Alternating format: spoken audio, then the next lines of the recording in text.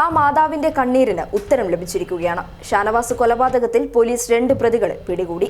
ആദ്യഘട്ടത്തിൽ മന്ദഗതിയിലായിരുന്ന അന്വേഷണം പിന്നീട് നാട്ടുകാരുടെയും സാമൂഹ്യ മാധ്യമ പ്രവർത്തകരുടെയും ഇടപെടലിലൂടെയാണ് വേഗത്തിൽ പൂർത്തീകരിക്കാൻ പോലീസ് മുന്നിട്ടിറങ്ങിയത്. ഷാനവാസ് ജനകീയ ആക്ഷൻ കമ്മിറ്റിയുടെ ഇടപെടലും അന്വേഷണത്തിന് വേഗത കൂട്ടാൻ സാധിച്ചു.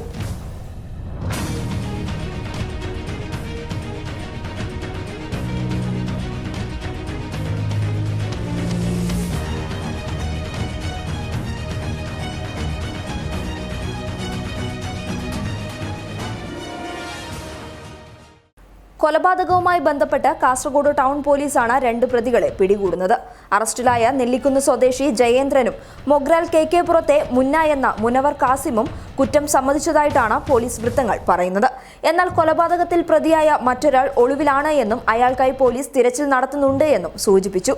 കൊലപാതകത്തെക്കുറിച്ച് പോലീസ് പറയുന്നത് ഇങ്ങനെ: ഷാനവാസും മുന്നയും ജയേന്ദ്രനും മറ്റൊരു പ്രതിയും അടുപ്പത്തിലുള്ള സുഹൃത്തുക്കൾ തന്നെയായിരുന്നു. എന്നാൽ പരസ്പരമുണ്ടായ ചില ഇടപാടുകൾ തർക്കത്തിലെത്തുകയും ഷാനവാസിന്റെ വയറിന് ഇടതുഭാഗത്ത് കത്തി ഉപയോഗിച്ച് കുത്തിയതാണ് ഷാനവാസ് കൊല്ലപ്പെടാനുള്ള കാരണമെന്ന് പോലീസ് പറയുന്നു. എന്നാൽ കൊലപാതകത്തിന് ഉപയോഗിച്ച ആയുധങ്ങൾ കണ്ടെത്താനായിട്ടില്ല. മരണം ഉറപ്പാക്കിയ ശേഷം മൃതദേഹം കിണറ്റിലെറിഞ്ഞ് സംഘം രക്ഷപ്പെടുകയായിരുന്നു. പോസ്റ്റ്മോർട്ടത്തിലും തുടർന്നുള്ള ഫോറൻസിക് പരിശോധനയിലുമാണ് കുത്തേറ്റതാണ് കൊല്ലപ്പെടാനുള്ള കാരണമെന്ന് കണ്ടെത്തിയത്. കൊല നടന്ന് 25 ദിവസത്തിന് ശേഷമാണ് ഷാനവാസിന്റെ മൃതദേഹം കിണറ്റിൽ നിന്നും കണ്ടെടുക്കാനായത്. അഴുകിയ മൃതദേഹം കിണറ്റിൽ നിന്ന് പുറത്തെടുത്തപ്പോൾ തല ഒഴികെ മറ്റെല്ലാ ഭാഗങ്ങളും ലഭിച്ചതുകൊണ്ടാണ് കൊലപാതകം കണ്ടെത്താനായത് എന്നും പോലീസ് പറഞ്ഞു.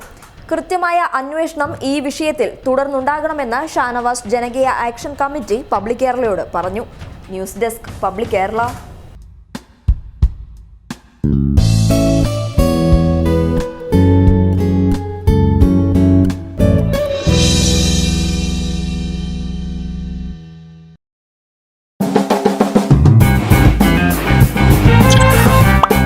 Thank you.